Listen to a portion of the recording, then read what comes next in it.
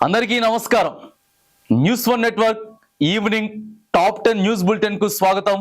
ముఖ్యాంశాలు. సీతారాం ఏచూరి కన్నుమూత. సిపిఎం జాతీయ ప్రధాన కార్యదర్శి సీతారాం ఏచూరి ఢిల్లీ ఎయిమ్స్ లో చికిత్స పొందుతూ తుది శ్వాసను విడిచారు. గత నెల 19న తీవ్ర అనారోగ్యంతో ఎయిమ్స్ లో చేరిన ఆయన చికిత్స పొందుతూ నేడు మృతి చెందారు. సీతారాం ఏచూరి పూర్తి పేరు ఏచూరి సీతారామరావు. 1952 ఆగస్టు 12న జన్మించిన ఆయన 1975 నుండి సిపిఎం పార్టీలో పనిచేస్తున్నారు.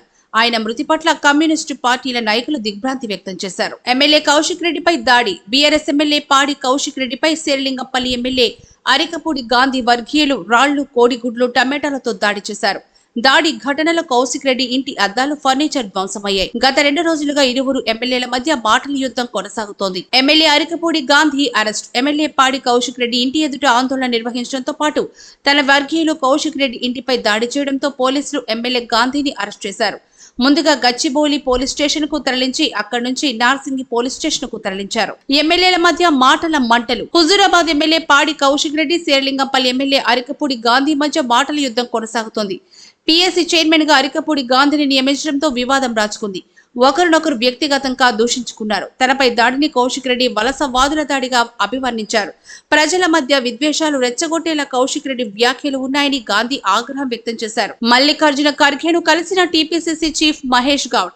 తెలంగాణ పీసీసీ చీఫ్ గా నియమితులైన బొమ్మ మహేష్ కుమార్ గౌడ్ ఢిల్లీలో కాంగ్రెస్ అధ్యక్షుడు మల్లికార్జున ఖర్గేను మర్యాద పూర్వకంగా కలిశారు. తెలంగాణ రాష్ట్రంలో పార్టీని సంస్థాగతంగా బలోపేతం చేస్తానని అన్నారు. మహేష్ గౌడ్ మల్లికార్జున ఖర్గే అభినందించారు. ఘోర రోడ్డు ప్రమాదం, 4 మృతి.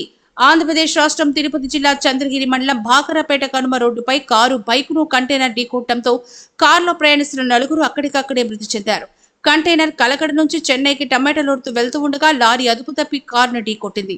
పోలీసులు కేసు నమోదు చేసుకుని విచారిస్తున్నారు. మంకీ పాక్స్ కేసుల నేపథ్యంలో హైదరాబాద్ లో హై అలర్ట్. దేశ రాజధాని ఢిల్లీలో మంకీ పాక్స్ కేసు నమోదు కావడంతో ప్రభుత్వం అప్రమత్తమైంది. శంషాబాద్ విమానాశ్రయంలో మెడికల్ టీంను ఏర్పాటు చేశారు. విదేశాల నుంచి వచ్చే ప్రయాణికులపై నిఘా ఏర్పాటు చేసి స్క్రీనింగ్ నిర్వహించేందుకు అన్ని ఏర్పాట్లు పూర్తి చేశామని వైద్యాధికారులు వెల్లడించారు. వ్యాధి లక్షణాలున్న అనుమానితులుంటే వారిని క్వారంటైన్ లో ఉంచుతామని తెలిపారు. సినీ గేయ రచయిత గురుచరణ్ కన్నుమూత. తెలుగు సినీ గేయ రచయిత గురుచరణ్ కన్నుమూశారు. సినీ గేయ రచయిత వేటూరి సుందరరామూర్తి దగ్గర శిష్యరకం చేసిన గురుచరణ్ ఎన్నో మధురమైన పాటల్ని రాశారు. ఆయన మృతి పట్ల తెలుగు సినీ పరిశ్రమ సంతాపం ప్రకటించింది. ప్రకాశం బ్యారేజ్ లో బోట్ల తొలగింపు ప్రక్రియ వేగవంతం.